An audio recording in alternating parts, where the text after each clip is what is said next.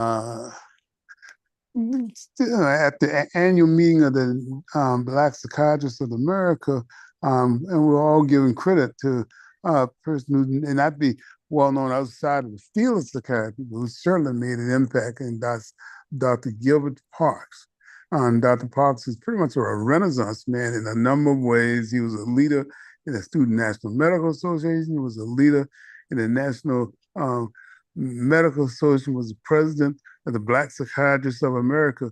Most importantly, he had made a tremendous impact in terms of the community through his psychiatric practice, as well as through his personal advocacy at a time when there were problems in terms of nonprofits and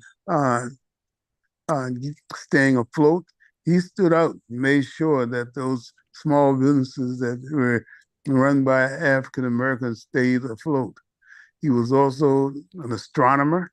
Uh, he was regularly had a large astronomical program at his home, and his also was a competitive rodeo participant. But above all, I think the most important thing that all of us remembered was that he was always a patient advocate, fighting for the rights of African American patients to get services and to get the help they need in a number of different kind of settings. He was an extremely important and influential person in terms of making sure that the agenda of many of our advocacy groups, including the National Medical Association, Black Psychiatrists of America, and others, um, were at the table, both at the Congressional Black Caucus and other organizations to ensure that they got this kind of services, such as the continuation of programs such as Medicaid, such as the continuation of programs that made sure that people got the services that kept them intact. So he is a real loss to our community. Thank you so much, Dr. Lawson. I'm reminded that Dr. Gilbert Parks preceded me as the chairman of the chairman of the board of the National Medical Association, was a dear and close friend. But we have a wonderful topic for today. And I believe a lot of it, at least the title, was chosen by Dr. Neighbor Stevens and the person she's going to introduce. But I related it to Genesis. And I'm going to kick it back to Dr. Barbara Neighbor Stevens to have the honor of introducing our distinguished speaker today. Thank you, Dr. Maxey. And it is indeed an honor and a pleasure for me today to represent to our audience someone that it might have been 2 years ago, spoke with us about community gardening. We invited her to come back. Her name is Paula Naybrit Penn.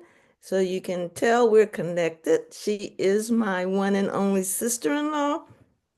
And we are sisters by marriage and as close as if we were sisters by blood. She's quite accomplished. And although we're going to talk about something that I think she has been very successful at, she has a whole bunch of other things going on, not surprising about us. You know, we always have a multitude of things going on. So she's a native of Columbus, Ohio, went to Wellesley undergrad, graduated from the Ohio State University School of Law. She established 39 years ago her company that is called PN&A Inc., which is a management consulting firm with a focus on demographic research and statistical analysis. They do ethics work and executive coaching in that space, team building, management training. So although it may almost sound like an HR, it's really not an HR consulting company. She and my brother started this. Their three sons have worked in it. She is an author. She wrote a book several years ago about homeschooling, way before homeschooling became popular. And today she's going to talk with us about gardening again, because it struck me that we might be all gardening this year by necessity. And the title of our talk today is hashtag He Started Us in a Garden for a Reason. And without further ado, I turn it over to Paula Penn Nabrit, who is on mute. Well, let's start again. All right. Thank you so much for the invitation, and I'm really excited to be back. And before we get into the topic, I just wanted to thank all of you for this work that you've been doing consistently with Black Health Trust. I don't know how many people from outside have said to you how significant this work is, but this work is really, really significant. And I just wanted to take a moment to say thank you for that commitment. The issue about He Started Us in a Garden for a Reason, that is one of our hashtags. And to put this in context, because I do agree with you that given everything that's happening right now, the issue of, there's a pre-existing issue of food security. And I think that pre-existing issue is going to be exacerbated as a result of the funding cuts and the impact of those funding cuts, both with food pantries. So that's going to be really extreme. And that, I think, is obvious. I think what's a bit less obvious is the unemployment situation is blowing up. And particularly for people who have never experienced being unemployed, never anticipated being unemployed. So that when you look at what's happening with not just federal workers, but people who are working in corporations that are derivative of federal contract, a lot of those companies are also being affected. And so you have this challenge of people who have no experience with being unemployed and really don't even know how to navigate the systems that were in place, much less know how to navigate those. So I think that intersection is going to be extreme in terms of its impact on food. But just as a backdrop, I want to give some information about how our garden started, and then I'd like to talk about, again, this hashtag, He Started Us in a Garden for a Reason. The other hashtag that our garden has is We Were Brought Here to Cultivate. And our third hashtag is We Fight Urban Food Apartheid. So while we're talking about this, I'm going to try to share my screen and see if I can, of course, now I'm not saying that not seeing the. Is it not at the bottom? Let's see, it says share. There we go. There you go. Are you seeing it now? We see Zoom, You see Zoom. not your Okay. slides. It says I'm screen sharing, but I'm not seeing what I'm trying to share. So I'm going to stop sharing and try once more quickly. And if that doesn't work, then we will. Can you email those to Simon real quick? He can help you. Now, I think that. Can you see it now? Nope. No. Okay. I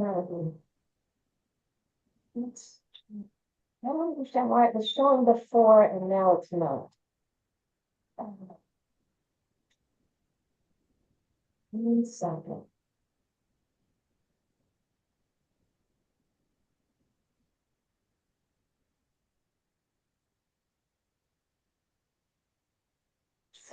I'm not sure what's going on here, so I don't want to spend any more of our valuable time trying to make this reappear.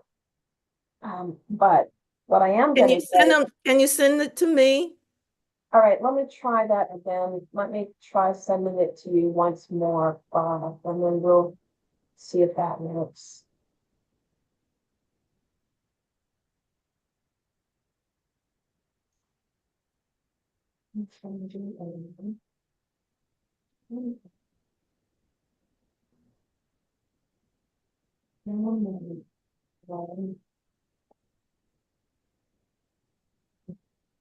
bneighbors.stevens@gmail.com. No. Okay, Say it to me once more, please. bnabrit.stevens@gmail. Give her Simon soon. Mhm. Simon,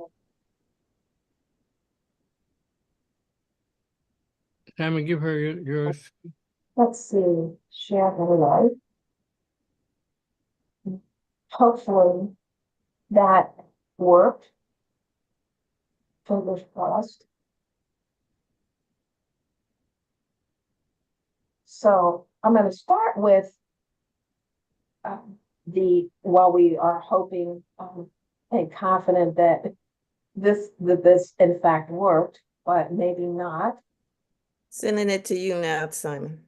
Oh, did you get it? I just got it. Okay, great. So I'll do the backstory really quickly on the garden. So Dr. Barbara Nabrit Stevens' brother was my late husband, and we met in college. And when we had our children, I was in law school. We had our twins.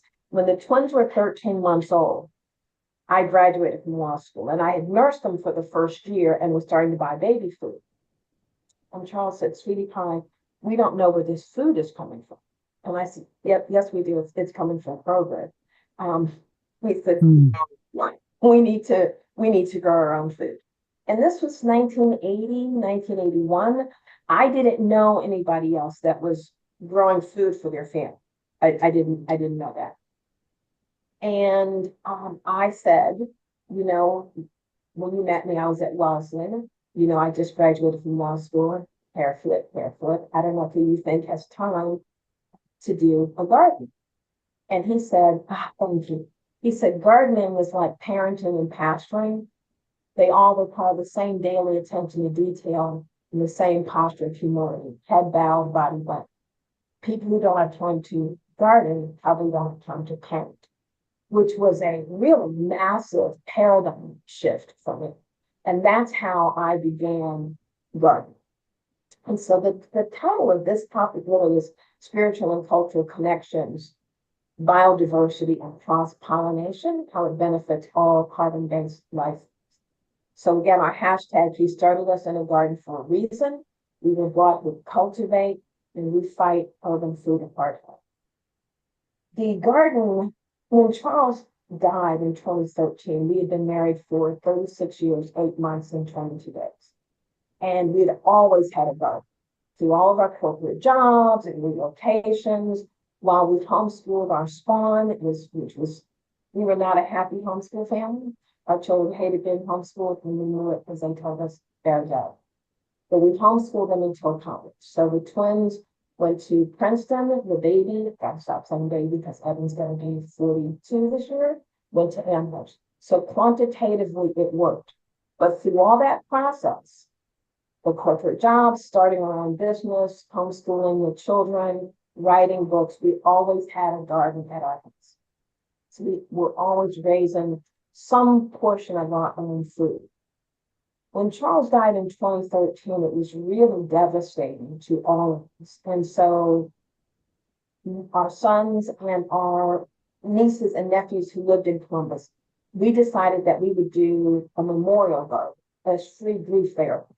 So I was really struck earlier in the conversation about Black psychiatry and mental health, because there is a real challenge about finding mental health resources in the Black community. And we certainly didn't have, the Black church is great for before something happens, right? Like he can do everything. There's nothing too hard for God. But when the healing doesn't happen, when death occurs, a lot of times all we say then is God doesn't make any mistakes. And for the cranky parlor, that was not helpful. And so this memorial garden really started as free grief therapy. That first year, this was just an empty field. The garden is in the back of the Church of Christ of the Apostolic Faith. That is a congregation founded 116 years ago by descendants of formerly enslaved Africans. including my maternal great-grandparents. So when my maternal great-grandmother finished at Buford State Teachers College in 1898, they relocated to Columbus and joined this congregation. So my children are fifth generation in this congregation. So we went to the pastor and to the board and said, we've got this empty field, can we build this garden? And they said yes. So that first year we bought 700 feet of untreated lumber and about 40 tons of organic soil. So my sons, those are the twins, David and Charles, and my nephews, that's one of my nephews, David, built these 40 raised beds, wheelbarrowed in the 40 tons of organic soil. We lined the beds first with cardboard for organic weed control. That first year we planted 3,000 seeds on 100 live plants. The garden was designed, my youngest son is a graphic design artist at Jacobs Engineering, so he helped do the design for the garden.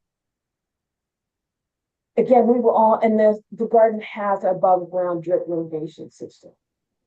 So the garden work really did help with this grief that we were all experiencing. What we did not strategically think about was what we were going to do with the harvest. And so we got to the end of the season and we had a lot of food.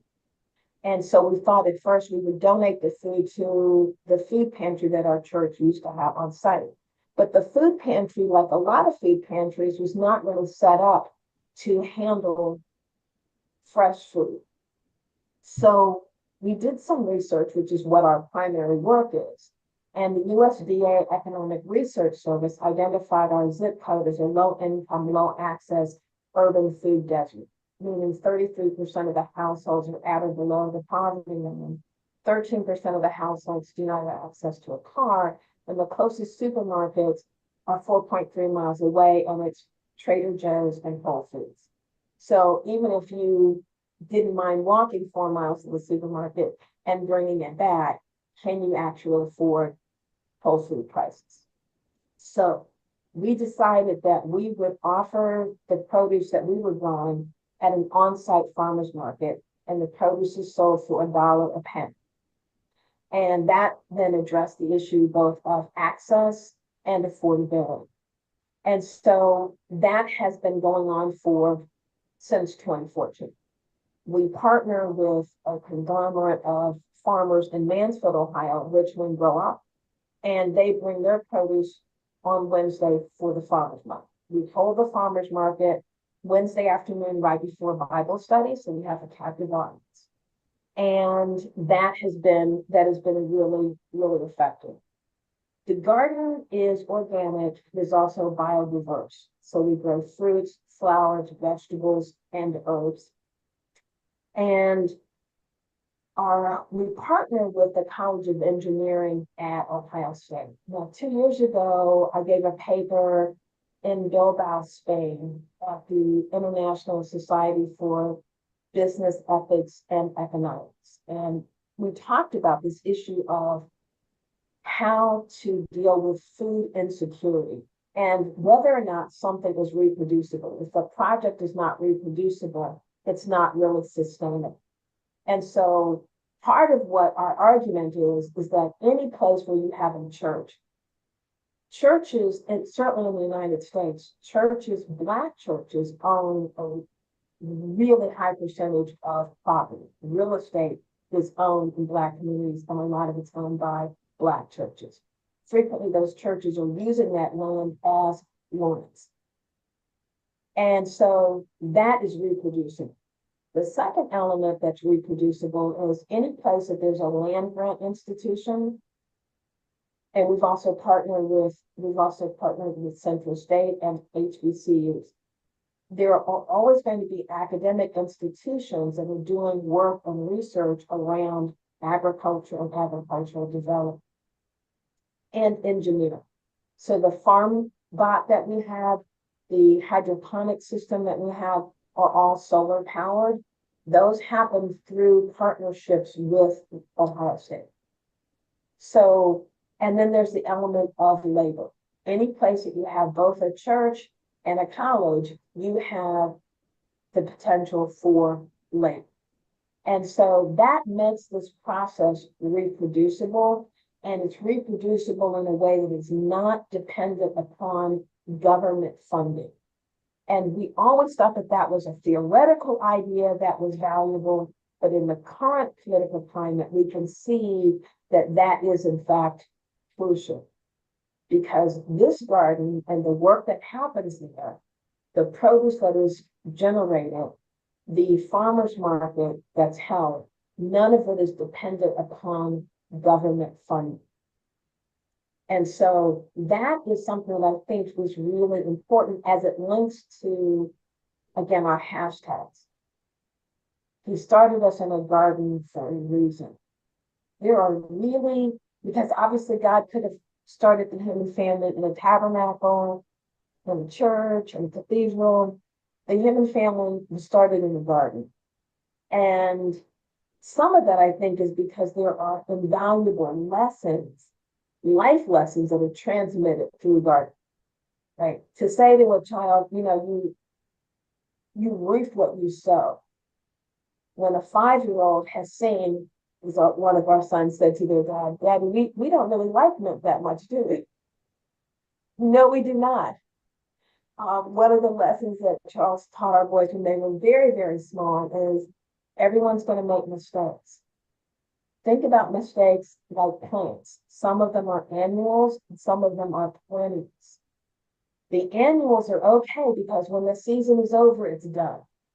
If you planted zucchini and found that you don't really like it, at the end of the season, it's done. But there are some things that are perennial and they're going to come back year after year after year. So before you get involved with people, think about, is this person an annual or perennial? Those are such easy lessons to grasp when you've grown up working in the garden. And so I think that is a critical piece just in terms of life skills, which is why we've spent a good amount of time having programs for families. We also have a free summer day camp, STEM to STEAM, that's on the garden. And it's a full week. Last year we had 40 children ages 5 to 15. And so they are learning to not just grow food, but they're also learning how good clean food tastes. So that, you know, we frequently have kids who come into the garden like, I don't eat peas. And I'm like, you haven't had our peas. And before the summer's over, they're eating the peas. Before they're cutting into our profit margin because they are eating the peas on the line before we can get them out to sell them. So that and it also was helped with the issue. We do classes on canning, pickling, and preserving. So part of what we use the herbs for is to show families how tasty and delicious food can be when it's prepared, not just with clean, whole food that you know where it came from, but when you're cooking it with herbs. So that has also been a big plus. This year, I've already had people asking, when is the next canning class? People are beginning to recognize that if growing your own food is like printing your own money, then canning and preserving it is like having a savings account. And so those are things. So he started us in the garden for a reason. Secondly, we were brought here to cultivate. We know how to do this. The fact that so many community gardens are in Black communities, but they are run by white people, is also, I think, a reflection of another mental health issue, which is post-traumatic slave syndrome. So when we first began the garden, we had people come out from church and say to me, now, baby, yes, I'm 70. However, you know, if you're in a church where you grew up, your mother grew up, and your grandmother grew up, people don't call you baby as long as they want to. And they said, baby, we know your kids went to good schools. They don't have to do this. The fact that so many of us associate physical labor as a default position, this is what you do when you can't do anything else. And some of that, I think, is the result of not having recovered or have treatment options or even the opportunity for collective conversations about the trauma that has happened to us on the land. And so I think that that is another huge area of concern and conversation, because we were brought here to cultivate. We do know how to grow our own food. We know that. And just because we're educated, just because we have other options, does not mean that this is not still important work. And our third hashtag is we fight urban food apartheid. We stopped using the term urban food desert because the desert is a naturally occurring event. Food insecurity in the United States is not a naturally occurring situation. Food has always been used as a means of controlling populations. And you cannot be truly free or liberated if you don't have access to food. You know, we can look at Napoleon's comments centuries ago: an army travels on its stomach. When people don't have food, when they don't have clean food, when they don't have healthy food. So when we talk about urban food deserts, and there's not a supermarket within 4 minutes, but within a mile of this garden, there's a McDonald's, a Wendy's, a pizza shop, Chinese fast food, a Subway. You can get a 40 ounce, you can get Black and Milds, and you can get a lot of it. But you can't get a pound of collard greens if your life depended on it at any of those places with anyone. That's not accidental. That's an institutionally designed aspect of control. And so just as my husband felt you can't be free if you can't feed yourself, and you can't be free if you're not controlling your children's education. These are aspects of actual liberation. So those kinds of issues, I think, have always been interesting in a theoretical construct, but I think this current administration has brought these issues very clearly and in stark relief into our vision. And I think it creates opportunities for us. I think there are real opportunities. I think we often don't realize the benefit of gardening with your family. It is a wonderful way of building family connections. I think that my children, who are grown men, and they're still my children, but they're up to the question. I don't think they would be as close as they are to each other. I don't think they would be as close as they are to me and as close as they were to their father if they had not had this experience of gardening together, planning what are we going to plant? What are we going to plant this year? Who's going to be responsible for the potatoes? Who's going to be responsible for the collard greens? And this thing of recognizing your own agency, to see a 5-year-old say, I helped plant those strawberries. So when people would come over and they're like, yes, Auntie, these are our strawberries. We grew these strawberries. We grew these peas. And so when people start telling me that their children don't eat vegetables, the first thing I say is, have they grown any vegetables? And this element of food and how it affects our children's behavior and conduct is often also devalued. A lot of our academic problems with children is because they are not getting a healthy diet of real food. They're eating stuff, but what they're eating is not food.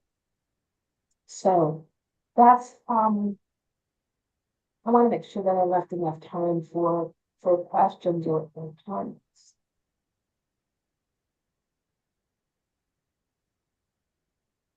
Randall? Thank you so much, Paula. Really appreciate this very timely talk. And we've been talking about nutrition for the past few months. And I think you hit the nail on the head with this talk.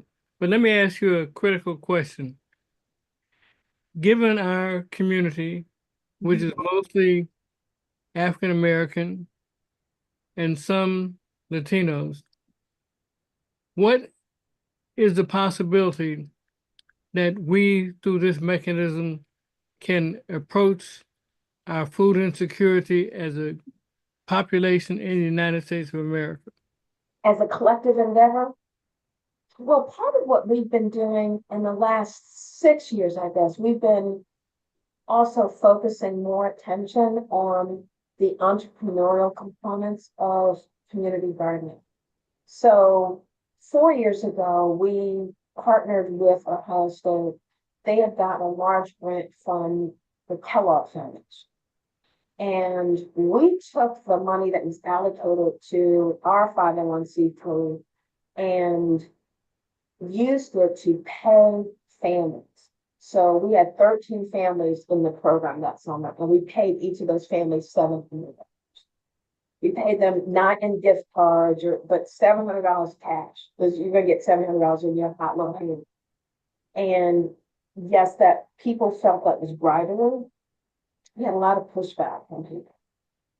My assessment is when a city or state, like in Ohio, was lobbying to get Intel to move to it, we offered tax incentives.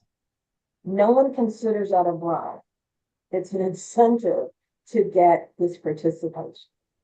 Similarly, we have to use incentives to get people to participate in this process. So part of what, along with the cash, we gave each family a large, very, very large grow bag. We gave them the soil for the grow bags. We gave them the seeds to grow things in the grow bag. We gave them the tools. And then to get the money, they had to come to these series of classes to learn how to grow food. I think that as people began the process, what they came back and said, I'll admit I only signed up for the money. I had no intention of growing any peas or lettuce. I came for the money, but my children were fascinated. And so we had to set the thing up. And then, once you plant the seeds, they're going to grow. And then you got to harvest it. And then they were like, we want to eat this. And by the end of the summer, people were saying, we are eating so much better than we ever have before. So I think that's the first step. I think the second step that we did with our teenagers was to say, you want money, right? Anybody want money? Every 14-year-old is like, I want paper. What we said to them, if you have a 4x4 bed, that's not a big space. A 4x4 bed. Or if you have grow bags to put on the deck or balcony. And we buy 1 packet of organic, non-GMO, open pollinated seed. It's important for them to understand open pollinated is critical, because if it's not open pollinated seed, what happens is once that harvest comes, the seeds cannot be used again. And that again is by design. So Monsanto and other corporations are controlling the seed supply. So you want to have open pollinated seed. So let's say you go whole hog and spend $5 on a patent seed. And you get organic soil. Let's say you spend $30 on the soil. You build that bed, put in that soil, plant that seed. You can grow 200 to 300 pounds of green beans in 1 4x4 season. Because green beans, like peas, like a lot of flowers, like zinnias, are cut and come again. The more you harvest them, it's like okra. The more you harvest okra, the more okra will be produced. And you find out what your market is. Like we have some old people in our church who they buy all the okra we can produce. We run out of okra. We run out of collard. We run out of mustard greens. And helping people see that's money. That's money. Once you've sold the first $50 worth, everything else is straight profit. And that's if you're only selling it for $1 a pound. So we have had some kids who are like, I'm sorry, Sister Paula, but I'm going to elevate my price to $3 because I went to Whole Foods and I see what they charge at Whole Foods. And what we also saw is a lot of adults were like, I really admire this in these kids. Of course, I'm going to give you some more money. And so I think when we can show the linkage between the labor and the pay, not to mention the health, right? It's hard to get people to start. I found it's hard to get people to start at the health piece. But over time, once people, and the other thing is a lot of people don't know how good food is or how economical it is. When I see people paying money for stock, vegetable stock, chicken stock, bone stock, I'm like, why? Do you know how easy this is to know? When I see people buying herbs, like these little things of basil for $3, you know basil grows like a weed. Basil grows like a weed. Why are you doing this? But a lot of it is that we have to reorient our thinking. We have to really seriously recalibrate, just like I had to have my thinking recalibrated. So I'm not going to act like, oh, I was always on this bandwagon, and I wasn't. But Barbara knows how her brother was. He was very calm, but very clear and not flexible. Like he told me, my children will never have cold cereal for breakfast. And I said, but honey, everybody has Cheerios. He said, actually, everyone does not. My children will never have cold cereal for breakfast. Are we in agreement? Thank- Paula, can I ask you to go back to something that you said at the very beginning? You Yes. showed pictures of the garden beds, but you've been talking about grow beds, and you made the comment that this was something that you could put on your deck or on your patio or whatever. Right. Could you go back and talk about practically how can you get started? This is April, so we need to, well, we're really late, but we need to get ourselves organized. So could you talk about the grow bag, and then you can talk about the bed if you want to. Two things about, yes, it is April, and that feels super late. It is not too late to start seeds at home. That's the first thing I'm going to say to you. It's also not too late for direct sow. So the difference between seeds you start, for example, tomatoes, fruits like watermelon and cantaloupe, those are things you start from seed at home because they're cheaper than buying a start at the nursery. Right? But there are also things that you plant in the dirt right now, right? So peas, green beans, spinach, lettuce, those things can go directly into the dirt. Now, if you don't have a raised bed or a yard to put a raised bed, or you don't feel like building a raised bed, you can also buy these things called grow bags. And they come in different sizes, from small ones to, we have trees in grow bags. So my son Charles started 6 apricot seedlings in grow bags 6 years ago. What is a grow bag? It's a large fabric bag, but it's not a paper bag. And if you Google them, all kinds of places sell. And one of the things that they're particularly great, when I first started using them, was for potatoes. They're wonderful for potatoes because, when you start potatoes, so you have this bag, and say the bag might hold 10 gallons of soil. So you get the grow bag, you put it wherever you want it, on your deck, and some people put them in their driveway if they don't have much sun anyplace else. You find some place, because you have to have sun. I should start with this. Whatever you're going to grow is going to have sun, it's going to have water. And those are 2 non-negotiables. So it has to be someplace where you're going to get sunlight, And when you look at the back of the seed, it's going to tell you how many hours of sunlight it needs to have, right?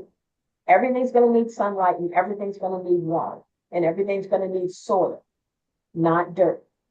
And there is a difference. About 6 years ago, our pastor came out during the camp and said to the kids, "You all seem like you're having a lot of fun playing in the dirt." And they're like, "This is not dirt. This is soil. It has living organisms." I was like, "My work is done." But yes, soil is a really important thing. So you have to have sunlight, you have to have water, you have to have soil, and you have to know how deep the seed needs to be planted. Because some things you just sprinkle the soil on top, they need light immediately. Other things need to be buried. And again, that's another life lesson for kids. How much light do you need to have in your life? So if you have grow bags with potatoes, you put maybe 6 inches of soil in and your compost, and then you put the seed potatoes, and then you cover it up with another 2 or 3 inches. Before Dr. Walks comes in, let me ask you a question. Mhm.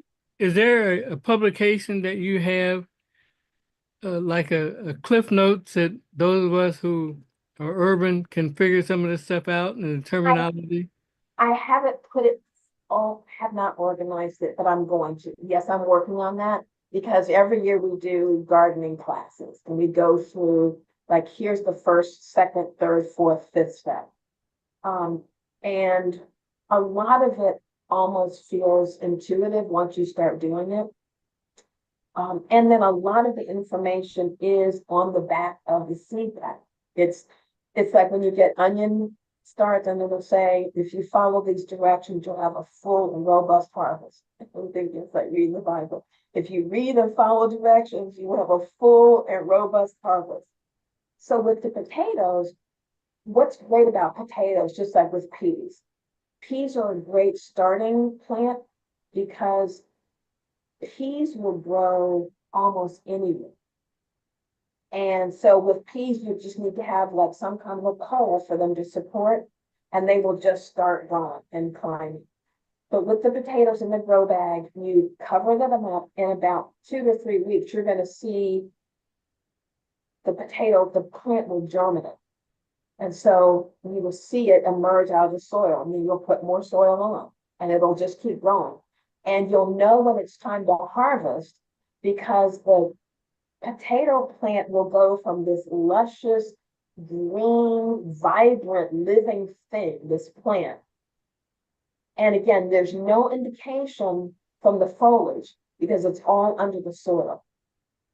So can you use potatoes that sprout in your pantry? You can, but it's worth it to get seed. You can buy seed potatoes. Now, that might be something that you might be hard pressed to find at this time of the year. A lot of them are sold out, but see if you can check with some different seed companies. You can just Google seed potatoes and it will show you everyone that has it. Is Dr. Walks on? and- Is Dr. Walks on? I, Dr. Walks is not only on, Dr. Walks is overwhelmed with a whole bunch of questions. So all right. let me just start with, I was trying to do like young Dr. Hines does and Google something while folks are talking, and I'm way too old to multitask because I typed in grow bags and I had never heard the term before. And whenever something brand new happens to me, I'm always excited because it means I'm still young enough to learn something. So everybody, Amazon, Temu, Wayfair. Everybody. So I was listening. So I know that I'm going to have to read a little bit to make sure that the grow bags are coming with organic soil and they're coming with the right kind of seeds. And then see all the different sizes you can put on your patio or in your yard, and you can elevate. So there's a lot of information, but we needed your talk so that we can know to look for the organic soil and to make sure that the right things are included. My question is, I think I know part of the answer. I live in a place where we've got deer that eat everything that are not marigolds. So we Right. have to build sort of a protective structure over, because they will run up on the deck. They'll climb the stairs to come and get whatever's outside. And then what about different climates? Dr. Maxey is what I call Jamaica adjacent because he's Okay. in Southern California. Some Okay. of the rest of us are on the East Coast so can Dr. Lisa Kirvin-Dawes in Jamaica find stuff that'll work in that climate? Can stuff work in Southern California and Maryland? Yes, now that's I'm laughing because one of the ongoing conflicts that I have, Dr. Barbara maybe with your nephews, my sons are, how do I want to say this? They're tight with their dog. They're tight with the dog. Okay, that's a nice way of saying it. And so so USDA will tell you what region you're in. When you type in your zip code, it will tell you what your region is. We are region 6A. And so that means when you get ready to go and buy plants and trees, if you go someplace like Johnny Seeds, Gardener Supply, they will tell you what things will grow in what region. So I like, however, to have things in the garden for the children to learn from, even though I know, as my sons keep pointing out, this is not sustainable. Why did you spend $200 on a cinnamon tree? That's not sustainable. Why did you buy 3 banana trees? We are in Ohio. Bananas do not grow here, and that is true. Now, that doesn't mean that you can't buy things and bring them inside. We also have a food house, so sometimes that can work. So there are 2 things to think about. One is, what's your objective here? So when we had our garden at home, the objective was generating food at the lowest possible price point because we were homeschooling our kids.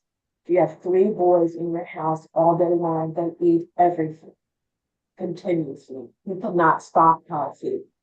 And so that was a very legitimate issue for us. So things like greens, green beans, potatoes, those are zucchini, those are things that you can grow in abundance. I mean, we grew so much food that I always had more than enough for my own family and enough to give away to my mother and father, my siblings, that kind of stuff. But you're going to have to look at where you live in terms of what stuff can go outside. And then also think about what things are, again, perennials and what things are annuals. So I happen to love asparagus. Asparagus is a great plant, and it's a perennial, which means with asparagus, it'll come back for 20 years. But it's going to be 4 years before you get the first harvest. So you have to put in that time. I use the asparagus plants at the garden for talks with parents. Because when we first plant asparagus, it looks perfect. They're teeny tiny. And I say, this is just like, when you have that baby, and they're so big. And then they start to stink, right? Asparagus is like that. It starts off looking perfect in every way, just miniature. And then it looks like it turns into pernicious weed. And just when I was about to cut it all down, my husband said, sweetie pie, do you know what asparagus looks like when it's growing or just when it's finished? That was a whole word. If you wait and let this thing fully take root, you can come back for 20 years, which is why I'm glad I didn't kill my kids and make it look like an accident when they were teenagers.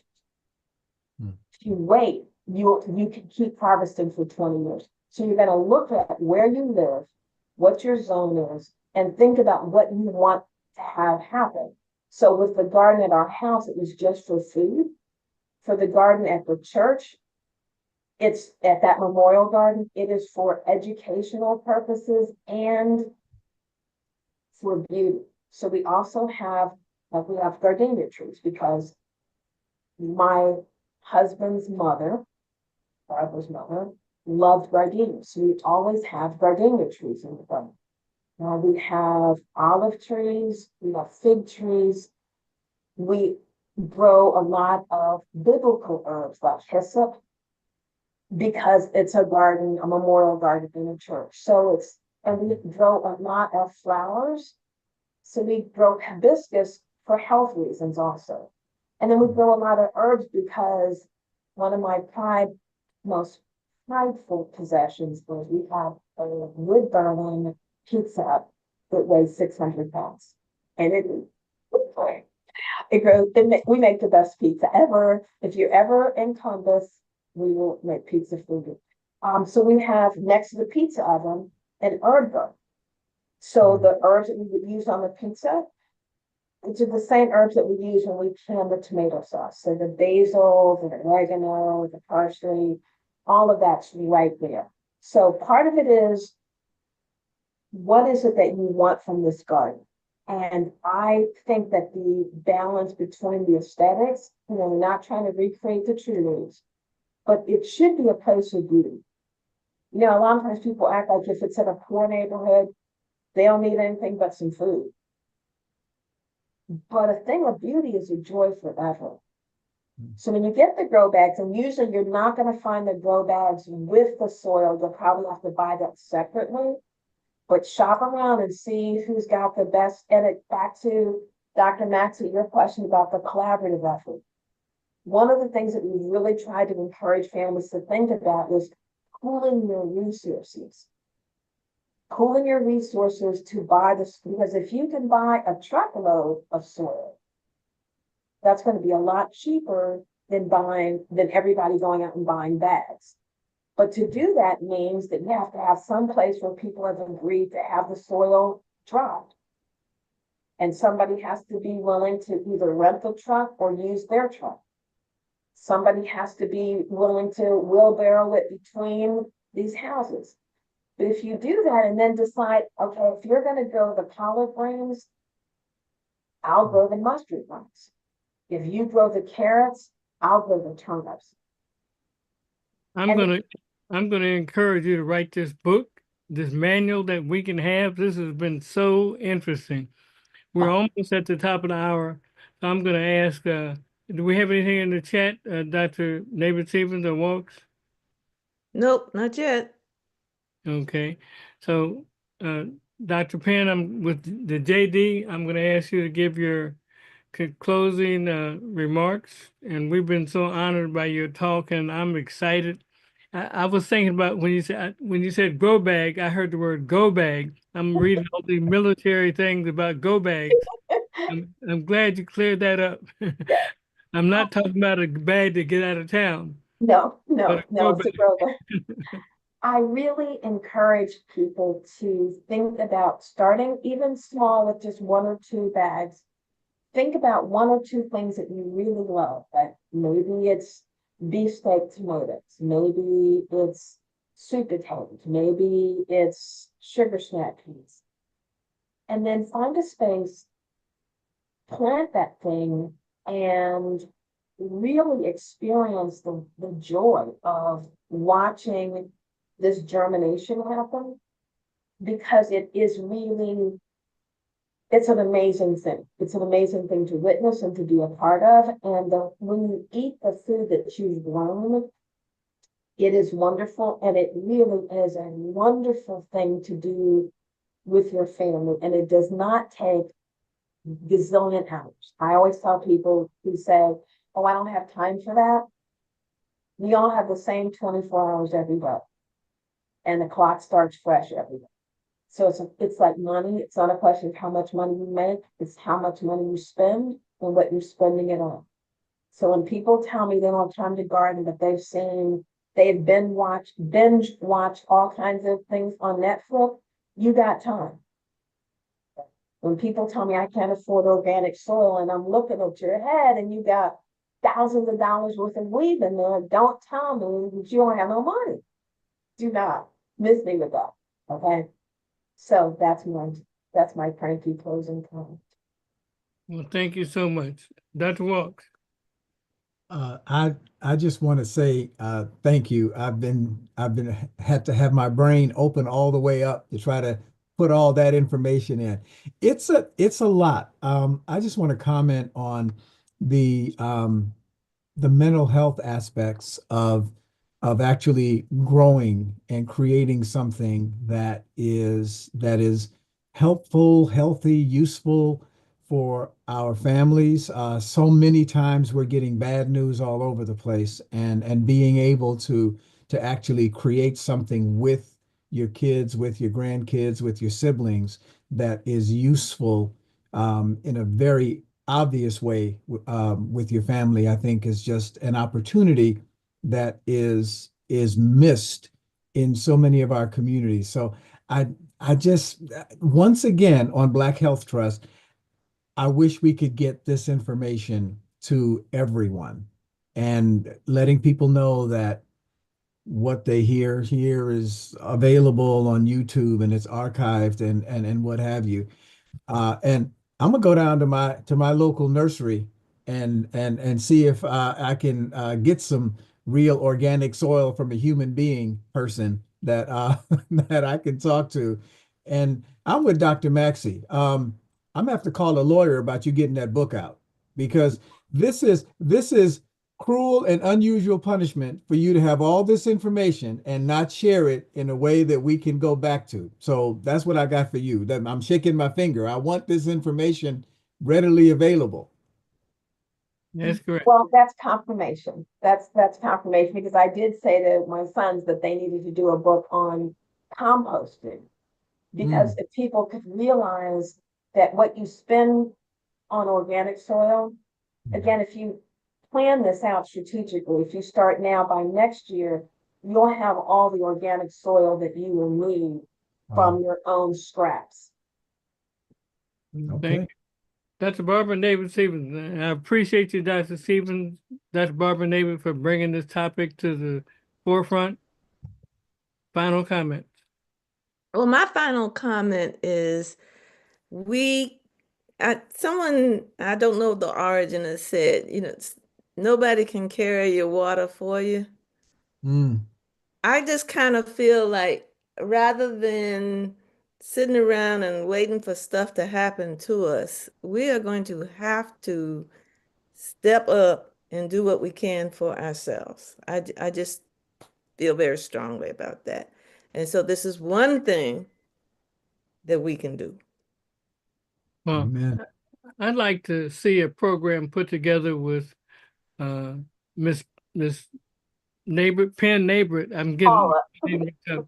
The speaker that we had on fearless wellness and a Mhm. dietitian and have a discussion amongst them how we can start. I think we have to keep this going, Dr. Neighbor Stevens and Dr. Walks, on how to keep nutrition. And I want to get into the business aspect. How can we do this across the country and not just individually? But I think we have to work up to that. So, Dr. Penn, I'd love for you to come back and join us in a joint discussion. We'll put that together when I get together with your wonderful Thank- sister-in-law and my personal psychiatrist. I would love to. And again, thank you for the invitation. And I do want to reiterate my thanks for this work that you all have done so Mm. consistently. Well, And I think now more people are going to, as I've said to people, I've tried to be nice about this. Mm. No, I'm going to do one more thing. I'm going to get on this bandwagon Dr. Walks is on. I'm having a major family reunion on June the 28th in Cincinnati, Ohio. And I'm inviting people from all over the country. I want you to come and be one of our speakers and tell my family how we can save ourselves. Amen. Okay. We're 107 miles away in Cincinnati. Cincinnati is not far.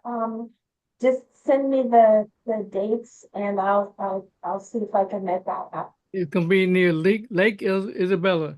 And Okay. we're doing a reunion in honor of my oldest living cousin who turns 99. Wow. Okay. All right. That sounds wonderful. All right. Paula, when you get the information, can you send it to me? Because Dr. Maxey won't invite me directly. So You're I always just invited. Your mother told me to make sure I invited you. okay. And you too, that neighbor Stevens. All Everybody right. have a great day. Simon, thank you so much. And have a great Sunday, everyone. Thank Good you. day, everyone. Bye. Bye-bye.